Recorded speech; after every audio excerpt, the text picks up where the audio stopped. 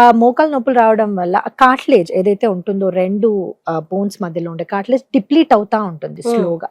So అప్పుడే మనకి ఆ నీ పెయిన్ అనేది ఎక్స్పీరియన్స్ చేస్తాం. So once you start recognizing those symptoms, ఆ పెయిన్ సిమ్టమ్స్ రావడం వల్ల మాక్సిమం మంది ఏం చేస్తారంటే మోకాలు నొప్పి వస్తే ఒక పెయిన్ కిల్లర్ వేసేసుకుంటారు. సో పెయిన్ కిల్లర్ ఏం చేస్తుంది, వెళ్ళి పెయిన్ ని మనకి బ్రెయిన్ కి సిగ్నల్ ఇవ్వకుండా ఆపేస్తుంది అంతే.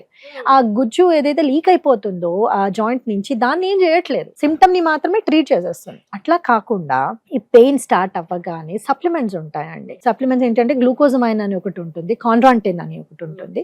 సో ఇప్పుడు మీరు చూస్తే ఇది గ్రాండ్ వాక్ అని ఒక ప్రోడక్ట్ ఉందండి. ఈ ప్రోడక్ట్ లో గ్లూకోజమైన్ 1500 mg ఉంది, కాండ్రాంటిన్ 1500 mg, కుర్కుమిన్ ఉంది 1200 mg, దాంతో పాటు కొలాజిన్, వైటమిన్ సి ఇవన్నీ ఉన్నాయండి.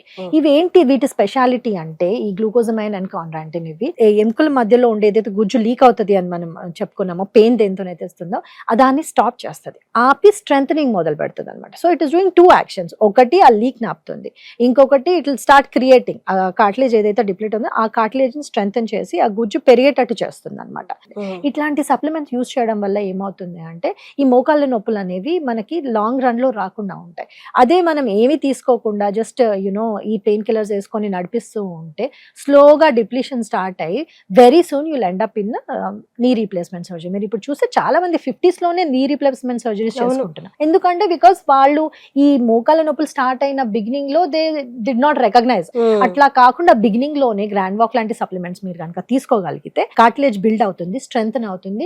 ఈ surgery even if you have to get a surgery అది ప్రొలాంగ్ అవుతుంది. సో మోకాళ్ళ నొప్పులు ఉన్న వాళ్ళు, ఇప్పుడే మోకాళ్ళ నొప్పి స్టార్ట్ అవుతున్న వాళ్ళు, లేదా ఇలాంటి ప్రాబ్లమ్స్ త్వరగా రాబోతున్నాయని మీకు డాక్టర్ అడ్వైస్ చేస్తే ఖచ్చితంగా మీరు సప్లిమెంట్స్ వాడాలి. Grand walk is one of them. ఖచ్చితంగా మీరు వాడి చూడండి. ఒక 6 weeks అండి లేదండి, ఇది 3 to 6 months మేము రికమెండ్ చేస్తాము.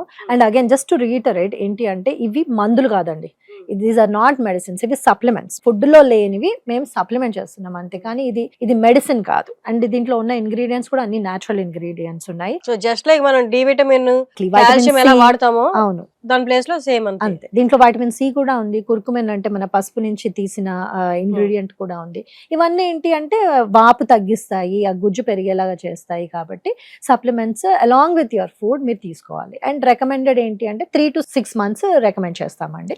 తీసుకుంటే ఒక సాచెట్ ఉంటుంది, దీనిలో డిఫరెంట్ సాచెట్స్ ఉంటాయి. ఆ ఒక సాచెట్ వాటర్ లో మిక్స్ చేసుకొని రోజు ఒక సాచెట్ తీసుకోవాలి. అట్లా 3 to 6 months కనుక మీరు తీసుకుంటే మీకు డెఫినెట్ గా రిజల్ట్స్ ఉంటాయి. థ్యాంక్ యూ అండి. Thank you so much. Every welcome.